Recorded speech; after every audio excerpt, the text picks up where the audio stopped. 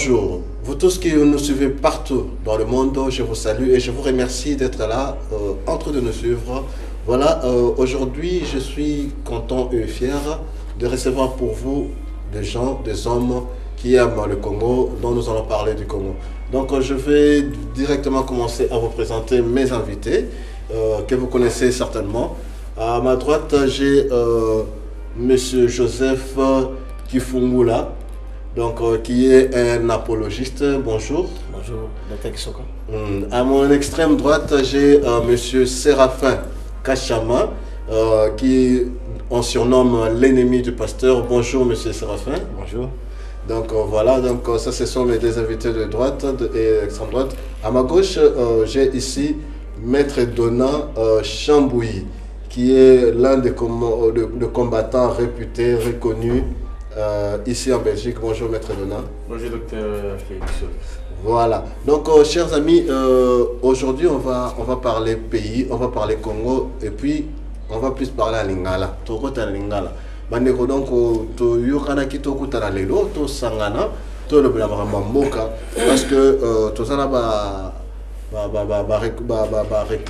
réclame ebele ba réclamation ebele ba bi na mboka bazolo ba na ba combattant bazo bebisa culture na biso ba linge mboka te koto yo ba combattant bazolo ba ba musicien bazo bebisa poto.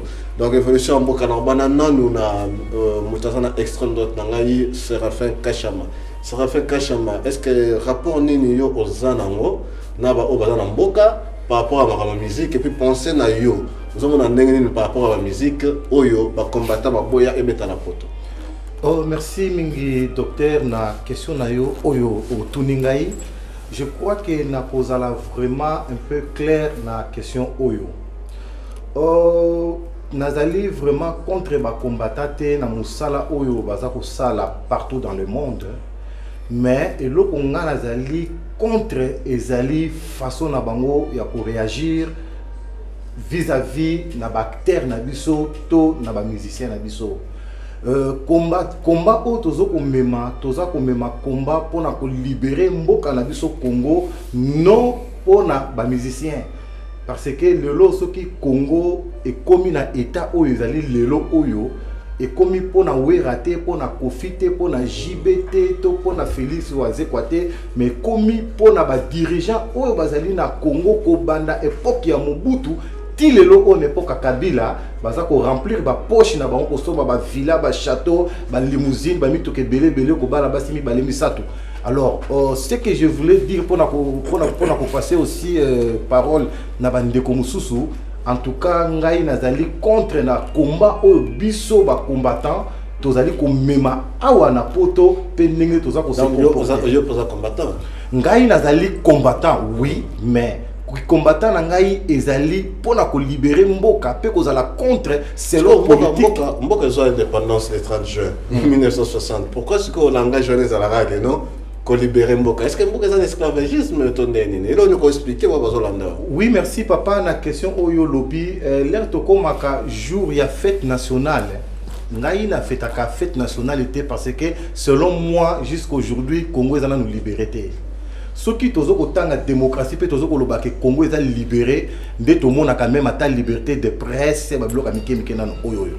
Mboka est liberté toza toujours bazo konza biso toujours na ba occidentaux ba bloka mike ba pa bazo ko uta de gauche à droite na ba Rwanda ba pays mike bazo ko konza po na biso ko signer biso ba contrat bidon oyo ezanga mutuna makolo. Ça montre vraiment que mboka tozali toujours dirigé dans ba pays oyo est mike pays limitrophes. Voilà, to avancer pour notre c'est limité car on a été donc tozana l'apologiste Joseph Kifungula.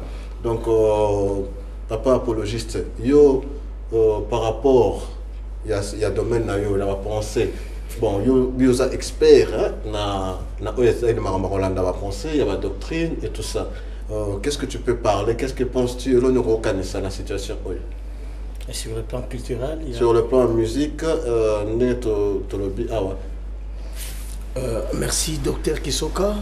Premièrement, Zambé Apamolayo. Merci. Nauti Kolanda intervention de papa Séraphin. En fait, Et ça m'a bêté. Je pense que Nabamboka nyonso nungu ezangate. Bamboka nyonso même na Belgique tozali nungu ezali. Papa na koyebisa welo komoko l'année il y a 4 ans en Belgique pour avoir un gouvernement fédéral, c'était une année hein, après les élections. Hein. Une année, il y a dialogue, mais il y a qui facilité. Et na kende sous na pousse na muke tout tu ça la élection ah papa mais jusque là au niveau régional fédéral bazobunda mais au monde a toujours que bana mesa bazana mesa bazoko poursuivre le dialogue. Et la chose qui nous manque dans notre communauté, il y a des fois ça manque de dialogue. Manque de dialogue et Kabul Bisso. Mais si le plan culturel, papa, n'a vraiment clair pour na parole, je ne refuse pas mes amis, les combattants, tout ça c'est bien, mais tu le que tant que la musique, il y a mboka na biso, frère, il faut dans la claire à ces sujets devant internautes, dans la claire à ces sujets, autant que la musique en mboka na biso, ils ont toujours quand la valeur artistique en mboka. S'il y a des points, des producteurs, bateau bazana makasi ya kobenga saka batwana, ba chef d'orchestre. Soki boko so na bamo. Yo kanti lelo ndenge basi babina ka lelo liboso ya bato tout ça. Et ça n'époque Joseph Kabila c'est depuis Kasavu Mobutu. Et ça moko ya culture mboka na biso mais moi je pense que je ne refuse pas, il y a des choses à corriger. Et ça normalité moi na alata et loko moko ya mukuse liboso ya baboti. Et qu'on a bien été tant que la télévision na bana ndengwana parce que bana biso musuba na poto tant bazo landamo bazo kota ba concert wana et ko epé ko bebisa ba crime soso donc to koki ko solo là qu'on modifie certaines choses mais tant tozo kangango tant tozo kanga musique to kangi art ya mboka moyen culture na biso et yebana et ko ça et puis je vous informe on est un peu en retard sur le plan artistique. Donc, dans le langage, comment on le même langage que les musiciens qui dernièrement, il n'y a pas longtemps, il n'y a pas même un mois, dans un langage où les musiciens à Kinshasa, même au fin fond, il y a Bamboka, qui nous sommes en retard parce que tu as des ressources ming, mais retard en mot total. Monsieur Joseph, tout le monde a awa. Bana bazara na gare du Nord na Paris sur orchestre moye a bana tout bazemi banini tout ça mais bana bazara na ko c'était na gare du Nord bana ngoma Makongo à qui je dis bonsoir à Zanakati à Paris. Mais papa est-ce que ba musicien ba beta les souté ba yakate bana na poto bazu bazemite non ndenge za le bosote na gare du Nord non mais est-ce que bana nos bazo bazemi ah ba musicien ba bazo ba bazemi. Non, là, je dirais clairement non. Non, donc papa, en fait, aux zones va bien. N'a pasteur, nazo la même pour la musique. Où ils ont comme Sanzambe, puis la musique au bandé comme ça bazo sala. Dans la ligne monde ça va valer ya ari ambo kanabiso. Tango culture ya mbo kanabiso ezako poussana, c'est le Congo qui est devant. Les losos qui font spectacle et ça à l'envex. Par exemple, ba poni na ba pays Afrique. Ba bengisi ba musicien ba drapeau mati biso tozati et ça sonne comme une mise à sonne. Donc en fait nazo lancé appel na ba cambignon so o ba kangi système nga nazo le la pona art tango drapeau mboka telemi eza culture mboka mutozo eza ko kende liboso. Donc essayez un peu de revoir. Écoutez, il y a 4 mois na ya viemoko na wera son à quitter librement à Paris, toi qui n'as vu mon con. On a été au compte de Bembe à petit frère Nangani. Mais quelque part, Bakomi Kosala, Moussala Moko, Yakobombama, c'est bien, mais total à que Bazabandeko, total à comment tu veux revoir système, parce que tu as posé à culture et en beau cannabiso et kende liboso. Mais nous sommes salama, ma plim sanga docteur Soka, non, plus ou moins pas plim sanga, nous sommes salama na démocratie. Ceux qui ont appelé la démocrate. Voilà, ceux qui ont la démocrate, nous c'est ça la démocratie. Il reste à savoir s'il y a la démocratie au pays pour que nous y soyons dedans. Donc voilà pourquoi on a Balokamba et pas Moutuya Nungu maître donna parce que net aux Bawera, Bakofi, Totangi Bakombo, Bango Bazaba Oyo, Bakenda ko beta ba musicien Donc lelo ndeko Joseph alobi avec ceux qui batomboli ba drapeau bendele ya mboka biso ezalate. Donc eza Sony to ezala message mo bon lancé et la victoire maître Donabino boya benza musique beta. Donc JB lui a beta la décembre awa mais mutanga kufa to moni bo beta na garde de corps mora JB. Oui, merci beaucoup, Dr. Philippe. On a évité, bon, Naoki, Bandeko, Pesibiano, image des alliés, Bandeko, Alandabiso. Je suis désolé pour le moment qui est dans Liboso Langa et non à Congolais, mais peut-être Baza Bikolo, Bango, Bayebi, puisque tant par exemple, Ndeko Séraphin a lobby qui est un combattant, je suis désolé parce que le combattant a été d'esprit. Alors, nous avons accepté qu'il y a un combattant, pas de combattre, de combattre Mboka. On allait un combattant contre les combattants. Parce que comme on a Congolais dans ce chambre, d'abord on a vu ça bandeko, to beta masolo, combattant, combat na biso, tozo bundisa dictature te. Na lo bakali kamomba na mbala, tozo bundisa occupation. Il y a une différence dans le par exemple pasteur Joseph a pris cet exemple il y a Bamboko Tofandi, mais Mboko Tofandi il y a une vieille démocratie. Donc ceux qui moi koloba izali contre le Kambou, ba yebi ki bazo bundisa démocratie, mais Congo azo bundisa démocratie, tout est bon, dictature simplement, tout bunda pour la occupation. Et si la nous sommes occupés par les étrangers, aidés par les occidentaux. Maître Dona, Tokena Kimia, les loyaux au Congo est occupé. Tous en a preuve Moroté que le Congo est occupé. C'est plutôt de la logique. Logique, il y a autre monde, autre Simba. En outre, Monsieur Bokomba Kassa Kassa, dans Pessimbote en passant, Bokomba Kassa Kassa a expliqué et l'Oro que Congo est là beaucoup de l'Opango ya Congo, si le Congo là les gens voté. Beaucoup Congo est en Belgique. Mais bien les combattants, vous en Belgique, vous aurez beaucoup en athée, livré parcellaire ya Congo. Vous avez Bundesco contre ce qui se passe au Congo. Bon, mouton n'a pas vu naïbité ceux qui azaliwa puis toi par exemple Congo naïbité. Mais tant que tinda bisoto ya rozwa pendant que tu yebite que zalaka ya yebi. Et là on est salarié comme fort à ça la émission avant dans la Luxembourg je salue en passant. En plus, elle a un poteau. Elle a un poteau. Elle a un congolais. Elle a congolais, je confirme. Mais Mboka est concerné. Si, c'est quelqu'un qui fait beaucoup de choses pour la Congo. Mais Ayebi, qui est beaucoup de Zalaka, elle est habité. Mais qu'est-ce qu'il a fait pour tout le monde? Ah, ouais, il y a Belgique. Bon, ça, la Nini, pour la parler, mais bon, revendiquer. Mais moi, je pense que tout le monde a une question. Au long ce qu'on a montré, on a tout le temps. Il y a un boulot.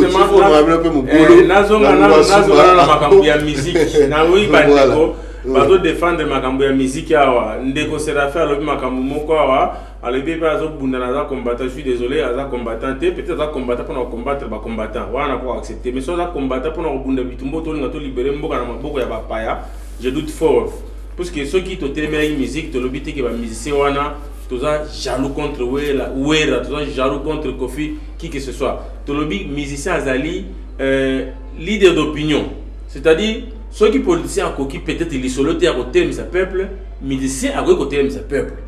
Voilà la raison pour laquelle tu condamnes à Batouana Botangi Bakombo. Donc tu l'as dit pour il y a liboso tepo parce que bazaso ba gagner un bon moto va soutenir non. Va soutenir pour n'angai, va soutenir mais du fait que bazali ko yemba te pour dénoncer aux autres dans la carte mboka toujours condamné bango. Yami balé ba insalité na bango ba yembaka. Dis-moi un peu. Là, je reviens à Makambu de Joseph Alobi que voilà, culture nabiso. Ça m'étonne, culture naibité à moi qui n'a peut-être naibité mon culture ngovanini. Est-ce que culture en mboka, il y a mboka, n'importe quel mboka, c'est seulement la musique de la musique. Peinture des années, c'est pas la culture. Hein? Tout le monde a balé, pourquoi battre culture en mboka, c'est la musique. Musique, il y a tant de fans na banana yo, tout ça quand même bantou. Bazo yembelo que si on a le lait monacé na yoka bien les autres m'appellent à dire que yo fandi wana c'est que so mon encore na pota mais papa pour na bichanga le monacé au expliquer ni parce que ça culture na biso le quoi de pexana na tanga ba kasavu vous na éviter ceux qui te comparer ba nzembo ba grand calais tianga le lait monacé na yoka ceux qui tikana boza na éviter pour quelques chansons na yoka ya batata wana ya kala jamais na yoka tianga le lait monacé mais le ezali to telemela biloko wana bana 12 ans 13 ans na poto ba comment na ba permis ko leka même ba permis B na éviter permis à berceau et zoma na bana ya ba congolais à partir de musique on a condimate. Vous comprenez nga? Mais les autres ceux qui tournent de télé ça fait partie. Et ça quand la point mon côté. To le bito te mais la Congo. Ndeko nanga on en Angleterre. Est-ce que vous pouvez aller en Angleterre pour aller au calme? Vous pouvez aller en musique pendant 20 ans. Mais puis ça se passe même pas 5 ans. Batubozo Lela. Est-ce que le pasteur Joseph, pourquoi pasteur Joseph Azalaka musicien Liboso, le cas va gagner musique sur le bon malakota pasteur ou c'est une question Azana à répondre. Oui, parce que n'a comment remarqué à répondre directement. J'ai pas compris et parce comment il y a une chose. Et comment mariage attendez quoi. Mariage moi comment n'a pas de complicité entre les pasteurs et les musiciens. Au comment le musicien aime bien pasteur n'a pas pas comme à boaki. Si vous avez qui bangate, parce qu'on défendre, qu'est-ce qui se passe au juste? Non mais en fait, quand tu dis, par exemple que non, l'homme va l'homme va grand calais. Grand calais dans l'homme, il n'y a même pas il y a 10 ans. Tes amis, l'homme va petit. Il y a 10 ans. Mais la musique, il y a grand calais, dans l'âge de la musique. C'est pratiquement même génération. Aujourd'hui pratiquement même. Pratiquement même génération. Aux assumes, mais il y a un grand calais. Est-ce que c'est comment qui m'a bossé? Vous voyez les cam. Il y a parce que tant qu'on va loin, il y a une salité. Mais maintenant, on parle de les rôles éveillés patriotiques. C'est que tant que tu vas comprendre. Comment Mboka est tambolaka, ils ont une période moko. Et puis non, ça par rapport à yo. Aux autres culture des arabes, musique, musiciens, faut ça la boyer. Je ne sais pas, je suis pas pour la musique ni contre. Mais bana o to so bota na poto. Bana bazo kola na poto. So balandi musique na biso te balanda musique ya rap américain. Ba rap wana to so mona batuna minduki, bazo bomana, ba foyu, ba biso pe mitakala ya oleka ko to ba danseuse na biso. To moni de to so mona pe ba jeune na biso. Est-ce que to ozo na musique ça s'agit du Congo compare? Non, mais pour te dire que non, c'est le même résultat. Oh, qui m'a na koto yo, bozo ngo koto. C'est pas le même résultat, tout ça. To lobi c'est na bana ba comme na ba gang, bazo bomana. So to ma ba be so par exemple pasteur avec ce qui bat mususu, banda musique ba kanga ce ba bota raté, ba bota kana bango. Ozo pe c'est ça ba kamongo za ko ajouter. Mais ça ligne ya ba raison. Et ça quand on a été énuméré, ça moi 3 4 5 voilà ça va. Donc c'est l'une des raisons comme le dit maître Donat Chambouille. Monsieur Séraphin, yo ba bi oza congolais. Na monsieur Joseph, donc maître Donat zo ba no bino, so ba congolais beaucoup ça, beaucoup avancer, c'est que vous avancez pas. Comment tu peux expliquer ça? Et le d'abord pardon. Et le bonini ba répondre à cette question. Et avant tout bloquer musique. Et là on dit musique à mon congolais c'est ça là où yo soki mukele telemi et le bien ba congolais puisque la par exemple soki na concert ya wera jibe on a poto zénith plein combien de mindé na kati puisque bongo la tu na libanda ba yeba binote bana ba kota kam zéro toke na ndabo so ba mindé lo beta la musique lukela na disque wera na jibe na ba radio ya bango ya ba mindé là lukela nga inzembo wera le ka place si c'est pas Youssou par exemple na yoka peut-être na Hollande une fois. Papa Ngana lingi na répondre un peu maître Donat Muke. Oui puis parfois ils ont ko étonner ngai raisonnement ya ba combattant o bazo ko mibenga soi-disant combattant. Ndenge ya zawana. Donc soi-disant combattant était maître. Oui. Ngai parfois ils ont ko étonner ngai. Na lingi na tout na l'air tozo ko loba ke musique ya Congo ememeli biso nini. Mais musique ya ba Beyoncé, ya ba Michael Jackson ememeli ba na biso nini. À part bala ta ba fashion.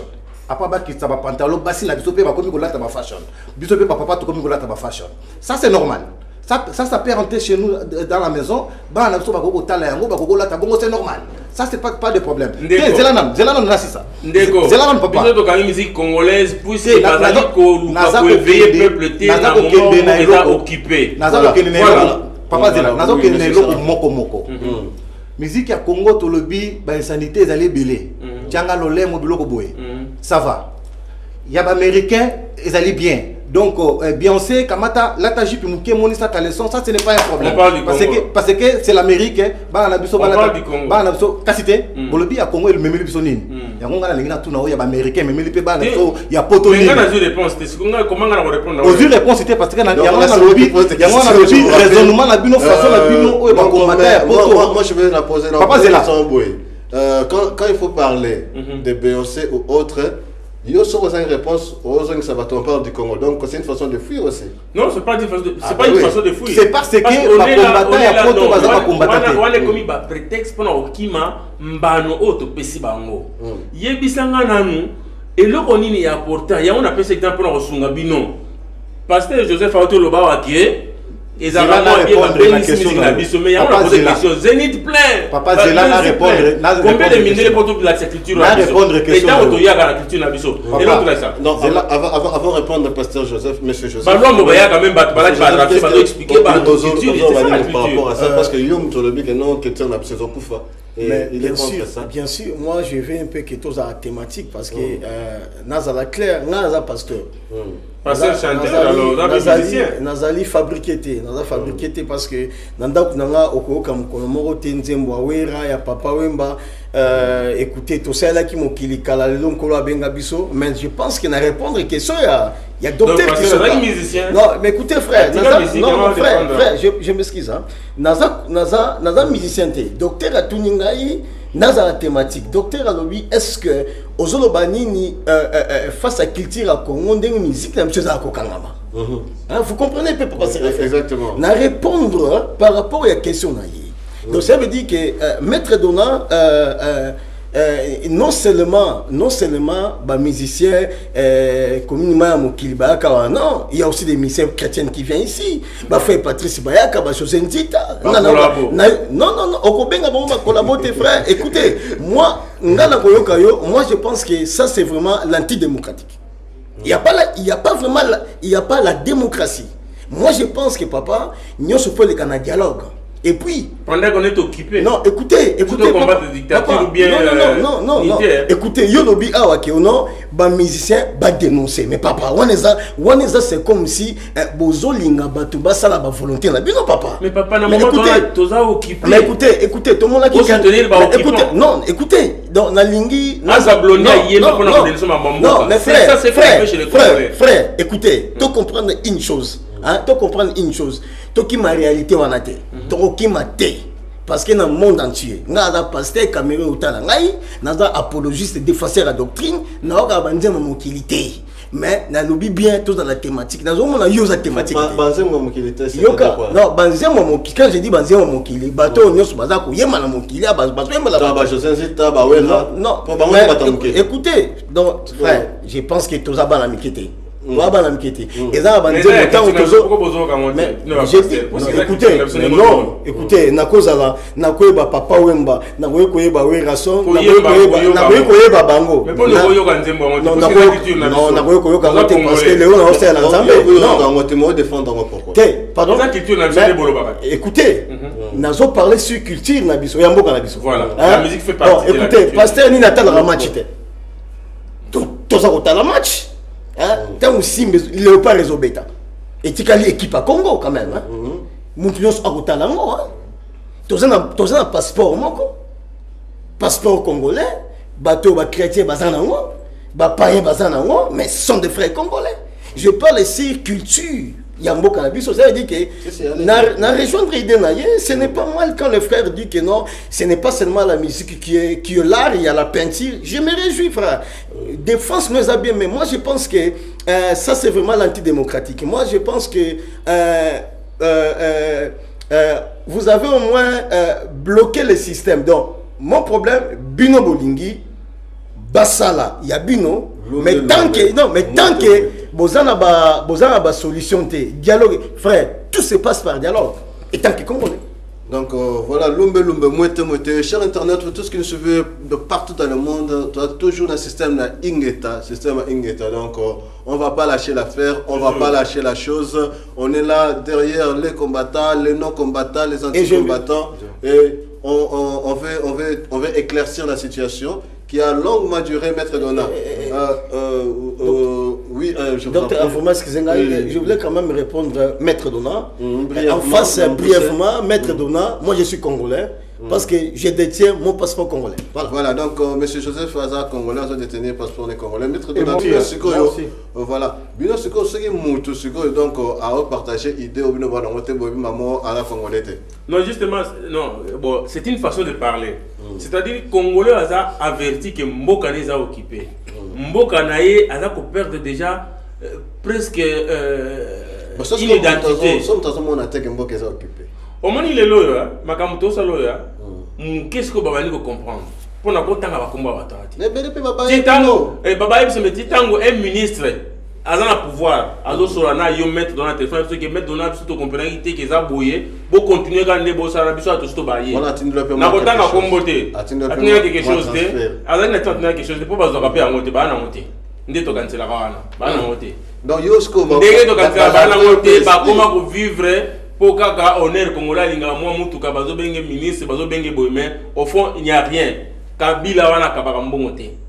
Ça, je vous dis la vérité. Mais en Kabané, donc, Moutazo travaille pas gagner salaire. Si j'étais même, ngana lozonga kana likamba ndegonazo Joseph pasteur Joseph que je respecte beaucoup parce qu'il est Nzambe, mais les loyo, bah même biso na distraction pas en même temps, na lobité kaye, mais en général, ndeko tout zonga ma musique wana.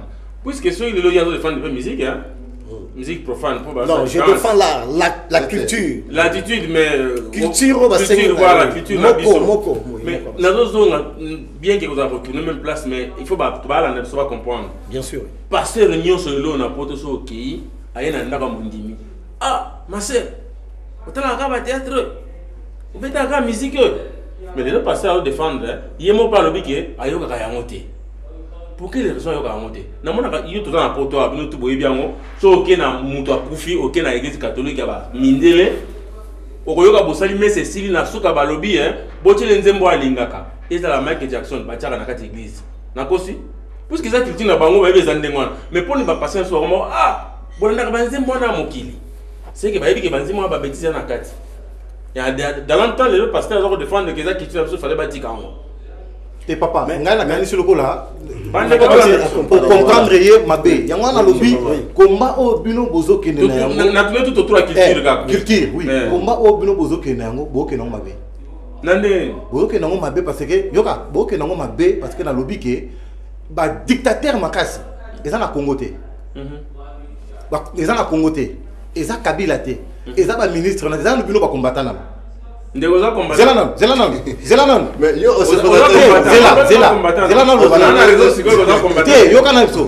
Nazali combattant lokola ya bino te bozo sala wana. Ah yo na combattant na biso. Ah o combattre biso. C'est le modèle na bino bozo ko sala. Ah yo combattre biso, biso to combattre bino. Te bino bozo ko combattre idée na biso parce que to lingi ki combattant na biso wa. To combattre pour na ko libérer mboka. Ozo comprendre. Ki combattant o to sala na poto. To sala pour na ko libérer mboka. Alors, bino modèle au besoin comme yango mikolo yo. Nga na la vision na bino te. C'est que je aimerais comprendre. Donc tout le monde est d'accord que Mboka est occupé. Voilà. Donc, Mboka tout le monde est d'accord. Mais moi je pense pas. Zela moi je pas. Zela ta vie parce que Mboka. Ndeo Serafa lo balem so azo comparer. To ko libérer Mboka. Batuni question moi bien de. Yoka. Mboka est occupé. Occupé n'a pas pas. N'a pas. Merci. Ça c'est vrai. Très gentil. On peut pas mâcher les mots. Bon. Mais Yoka papa Zela. Moi je peux défendre. Zela c'est ça. Mboka ezali occupé. Ça c'est vrai. Il faut bêter la wera maboko pour ayembeli mutazo occupé Mboka. Écoute. Wera te mutazui. Na pesa exemple. Wera te mutazui ba Rwandais baya na Congo. Mais le roi baye faut que tu mabavana. Wera, Kofi, JB, na ba comédien o ya théâtre o bokomi ko chabano ya batamiki. Bango ba luka mbongo. Bango ba osala ba mbongo ne. Tete ba luka ke pa ba payate. Bango bazoluka mbongo. L'air bayaka potwa wa. Papa, l'air bayaka na potwa wa. Kabila te muta foot azulaka bango ba hôtel awa, to azulaka bango ba salle na bango ba salle la musique na bango awa. Moi je pense, Zélan papa. Moi je pense que on va en revenir. Monsieur Joseph, donc quand j'ai dit tout le monde est d'accord que le pays est occupé, monsieur Joseph a dit non, il y a ça d'accord que le pays est occupé. Je suis pas d'accord. Je suis pas d'accord brièvement. Je suis pas d'accord parce que il y a quand même les institutions sur place. Il y a les institutions sur place. Non, pas seulement faible, mon frère. Il y a les institutions sur place. Tout se voiler la fasté. Bon, il y a des gens qui se croient que ce bâti mais comprenons quand même qu'il y a l'institution sur place. Le pays marche quand même. Peut-il y avoir de retard sur d'autres plannings, mais je pense que le pays n'est pas bloqué. Moi, je peux vous dire maintenant, ce côté de la plénière, Bissika va député Balali. Est-ce que, nous posons une question maintenant, Maître Dona. il n'y a pas 1000 Rwandais. Hein. Pardon? Il n'y a pas 1000 députés rwandais. Hein. Non. Il y a quand même. Pourquoi non, je vous dis, j'ai dit ça parce que. Il y a quand même. Non, la PCI. Non, c'est un langage. Non, ça veut dire qu'il y en a non, beaucoup. Non, j'ai dit c'est un langage. J'ai dit c'est un langage. J'ai dit c'est un langage. Je pouvais dire un ou deux. J'ai dit c'est un langage. Non, docteur, j'ai dit c'est un langage. Je ne connais pas les nombres. Non. Je veux dire, la maître Donna, il faut ça derrière les rideaux. Je suis thématique quand je parle. Quand je dis 1000, cela veut dire quoi? Cela veut dire, seulement que ceux qui ont la plénière, tu verras que les Congolais qui sont là. Ils sont là. Il n'y a aucun Rwandais là. Ah, mais bien sûr, pour moi, ce sont les frères qui sont là. Il n'y a aucun Rwandais là. Mais maintenant, il y a une idéologie. Il y a un jeté. Parce qu'elle a bien dit, au Rokuta, il n'y a pas, même pas 1000. C'est-à-dire, bazar minime. Non, donc, tu n'as pas compris. Non, tu n'as pas compris, frère. Tu n'as pas compris. On comprend l'engagement. Parce que peut-être un rapport avec le Congo, mais ils ont la peut éviter. Non, mais écoutez, non, docteur Kisoka, tu as une image de Mboka. Ça fait 3 fois que Mboka, et ça, en réalité, tu l'as bien watté. Ok? Moi, je suis né à Kinshasa, grandi à la commune de Bumbu. Hein, docteur? On a fait 20 ans dans notre commune, Macadam et Zaragité. Mais, ça m'a étonné dans un jeep, Natambola, Kobanda 24 et Tishaba. Lelo, ceux qui bat ma part, on a besoin de sous. Non, mais écoutez, frère, et moi je pense que, même dans Bogo Tozali, il y a aussi des maisons sur le pays, sur quand on a revenu congélateur et qu'on a appelé vide. Oui, mais bien sûr, hein. Ah, mais bien sûr. Contre l'idée, ce que le but est Mboka est occupé, en tout cas, et ça c'est vrai. Quand on papa lobby peut-être aux en faire na Kinshasa. Non mais prouve-moi occupé par qui? Oui, ça je suis pas d'accord. Il faut avoir ma preuve, papa. Ce qui Mboka, ce qui développement Mboka, ils allaient pour na ciment au bazo tchela batuna ville wana. Ça, ce n'est pas le développement d'un pays. Le développement pays, parce que sac à ciment, ceux qui n'ont pas le développement pays, mais ça les alités, tout le chômage les allait élever, plutôt à Malungé les alités, plutôt à Malungé les alités, fonctionnaire les alités. Ça fait combien? Non, excusez-moi, ça fait combien de temps tu es au Congo? Je vais poser une question à tout le monde. Mais docteur, tu me donnes la question, ça fait combien de temps il est au Congo? Non, 30 secondes, Cara. En quoi est-ce que vous voyez le développement d'un pays? 30 secondes, brièvement. Développement d'un pays. Selon vie sociale, il y a un pays au Boza. Merci. Maître Donald. Moi, développement, il y a Mboka, et il faut créer une entreprise, chômage ici, là, Mboka évoluer, n'a pas bien au hasard. Voilà. Pour moi, je dirais tout simplement, nous sommes dans un processus à développement. Non, en quoi est-ce que vous définissez le développement d'un pays? Mais, un pays développé, cela veut dire que quand tout ça marche sur le plan technologique, sur le plan social, sur le plan administratif, donc je sais que nous devons être clairs à ce sujet. Si vous le dites. 30 secondes. Oui, vraiment être clair, c'est-à-dire que quand je réalise les années, le développement que la RDC a maintenant, c'est différent avec les années où ça qui s'est. Donc, il y a un développement. Pour la macadam. Bon, non. Non, en fait, non seulement pour la macadam. Mais écoutez. Nous avons un sérieux problème. Non, mais écoutez, nous n'avons pas le même. Un instant. Ce qui vous a la même définition, il y a développement à pays. Donc, c'est que nous avons un problème pour trouver Pasteur Joseph, une solution à problème. Pasteur à lobby awa, tant on déga lobby li kamwa batwa souffrir en dehors de bâtiment bacha, yabi ya kenda Congo kala. C'est-à-dire linga lobake, ya tika Congo peut-être les kufa mais ce que c'est bon gars. C'est ça que je voulais dire. Il y a combien de temps il était au Congo? Donc il y a 2 ans. Il y a 2 ans, na ke Congo te que changement ma casse ça la mine à 2 ans là, je pense. Donc on a rolo bakelo que ça te. Mais tu veux nous dire de quoi? Tu veux nous parler de l'hôpital des centenaires? Mais écoutez, nous devons être clairs.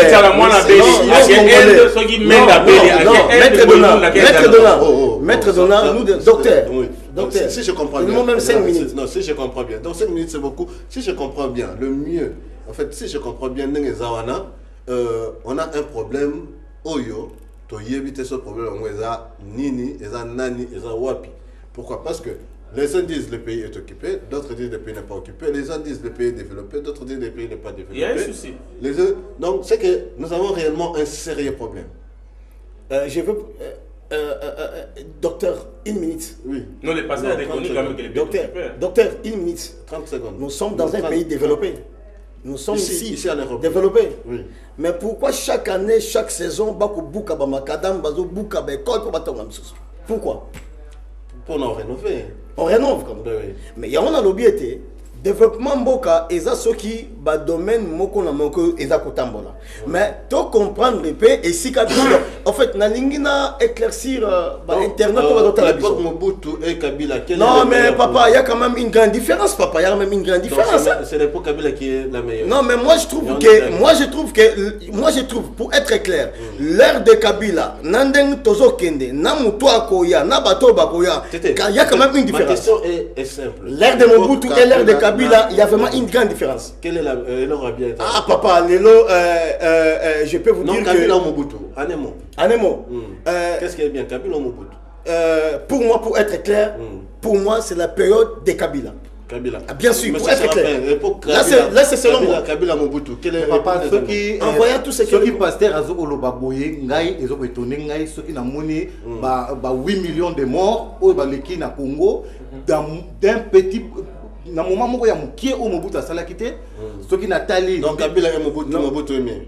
Mais écoute, je peux pas marcher le monde à l'époque à Mobutu quand même te bando il y a 3 fois. OK, d'accord. Maître Donald. Kabila, à l'époque Kabila Mobutu, quelle est l'époque des amis? C'est vrai que tout va travailler bien, mais je préfère encore l'époque à Mobutu que l'époque à Kabila. Ah, pour faire encore Kabila, l'époque à Mobutu, Kabila. Mais tu sais pourquoi? Kabila, Mobutu. Non, mais tu sais pourquoi? Tu sais pourquoi? Oui, pourquoi? Non, parce qu'il y a une époque à Mobutu, tu vis vraiment la coopération. La coopération. En tout cas, la coopération. Les Congolais n'aiment plus le mot travail. Papa, coopération est époque. Non, mais c'est ça. Coopération, eux, ils allaient une époque à Mobutu. L'époque à Kabila. Nalingi, ben internaute, on va doter l'anga, bazouanga, on a facette à pasterte. Nada Congolais. La différence est laquelle? Mais écoutez, docteur. Nalingi. Non, la coopération, c'est laquelle? Non, l'anangai. Nalingi, ben internaute, on va doter l'anga, bazouanga, on a facette, il y a pasterte. Parce que nada moutina, na maïna makila. Nada Congolais. Naza bis de quoi bande ko na no bazali awa. Donc naza la claire ngana sil sa ba classe na Congo na Zaïre communément hein ba tebele ba sil sa ki ba classe o lo balanga ke oui ba pe bazo sil sa mais ba ozo misala te mais papa na KIP Congo lelo attaque soke batonyon sauté mais une grande partie à moi bateau tous en la reconnaissance. Notre problème c'est quoi? Notre problème, tout ça qu'on reconnaît, traiter l'eau comme mon côté. Mais non, papa, mais ça, je suis désolé. Je vais aider passer à désolé. On a débat bien. Je vais aider passer à je suis désolé. Ce qui est à la preuve pour Alobake. Je ne peux pas prendre mettre dans un bon plan. Ce qui pasteur Alingi a la preuve que pour aller dans la chambre pour les discussions qui a prouvé que Mboka est occupé, c'est-à-dire pour aller dans Mboka na pas bazate. OK, ce qui sont la preuve mais au moins na Mboka to fandi ba presque Congo mieux que les galères sur le Congo. Et ti monde la d'autres reportage à mutunu sa talango. Na peut-être le quoi yoka banzembo te peut-être yoka dans la chambre mais na boka même information talaka. Suisse à l'accès reportage me prendre la perception que mon doit diriger Congo, Aza né de papa et de maman rwandais. C'est que tout le monde va me dire pas cause.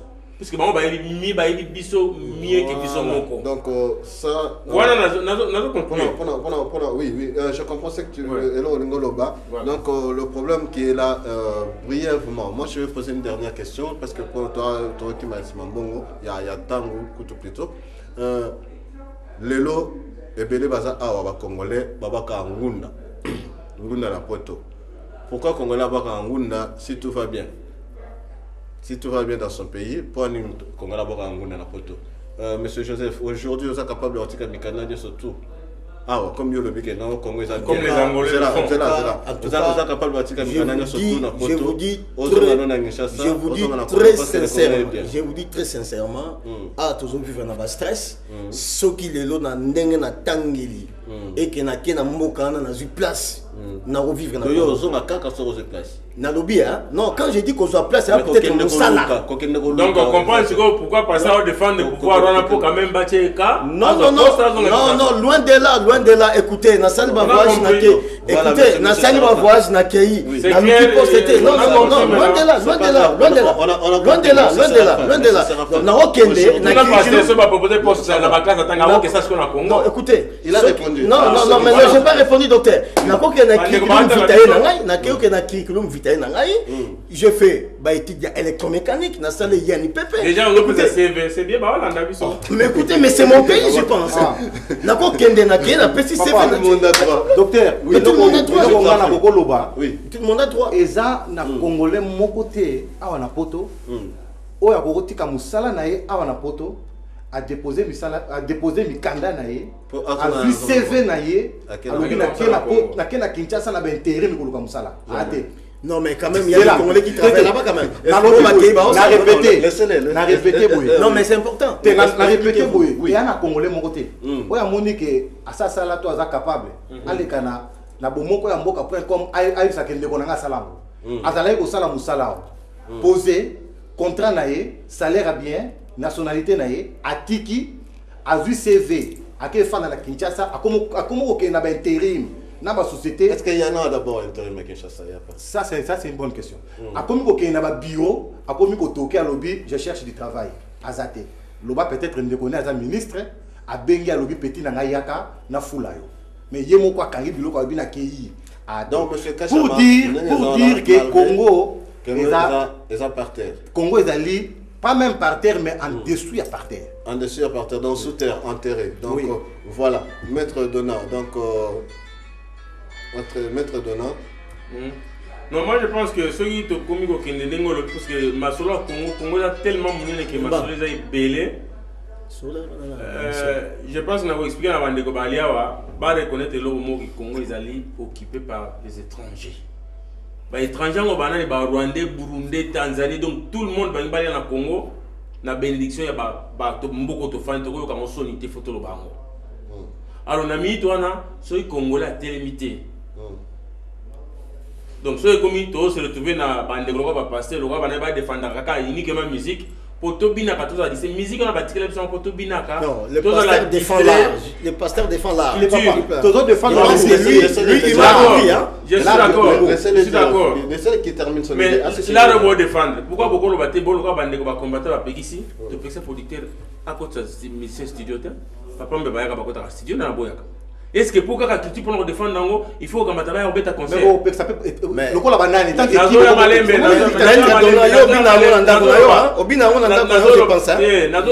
anniversaire à Bana. Mais vous avez un anniversaire. Non, moi je culture na biso bakosomba on a CD. Yeso kangolanga na yoka ngote. Bakosomba on a CD, ba yoki ango, bakosomba DVD batali.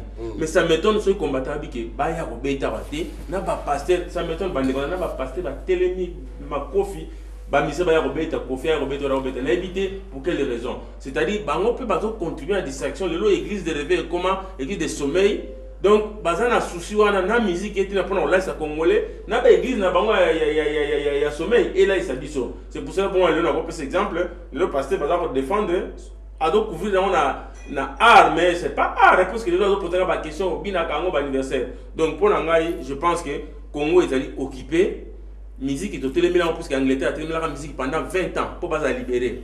Et tout le monde peut pas belle en Angleterre.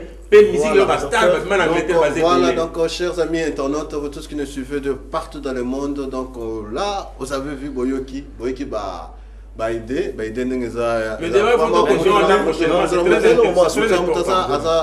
Na pensé na ye mutuna mutaza na façon na azomone la makambo. Ce que j'ai constaté que Bissonio Sobande Konanga Oyo na plateau ba la même pensée. Donc ce qui veut dire que ah waouh, ça fait chaud là chez vous. Donc ça chauffe. Ils ont chauffé par la bino. Alors danger Zamoko, danger Zoya sur le peuple congolais. Pourquoi? Parce que nous n'avons pas une même pensée, nous n'avons pas une même idée. On ne sait pas comment marcher, que faire, que suivre, qui suivre, que faire. Donc tout ça vraiment nakati na mon boulot. Parce que n'engezawana démocratie na Congo ezali to ezate point d'interrogation. N'engezana liberté d'expression na Congo ezali to ezalité point d'interrogation. Parce que étonnamment les autres disent qu'il y en a et étonnamment les autres disent qu'il n'y en a pas. Voilà pourquoi nous sommes arrivés maintenant à la fin de notre première partie. Donc, je relance mon invitation encore pour mes invités, qu'ils aillent mûrir encore leurs pensées, là où ils étaient différents. Bakelwa mûrir penser la bango. Je les reçois d'ici là, dans moins d'une semaine, pour notre continuer la bango. Et vous tous qui nous suivez de partout dans le monde, voyez mon numéro qui est affiché. Sur vos niveau, il y a un débat contradictoire avec ces mêmes personnes ou avec d'autres personnes au Bozoninga Kolomela par rapport à Congo. Je vous recevrai. Merci, merci à toi. Victoria Dada Kambaji, merci à toi Dikon Dombasi, Johnny Ayimpi, toute l'équipe Congo Sika, Ika, Touba, Amira Mabanzila, pourquoi pas, ceux qui m'ont été mabete na robot ya poupée Barbie. Donc je vous dis merci. Bomoko Yamboka, merci à vous vraiment à cette grande équipe et de TV aussi, merci à vous. Donc nous sommes ensemble. Merci à mes invités, M. Joseph, M. Kachama, M. Chambouyi Dona et à l'homme qui était derrière la caméra, Papa Jean.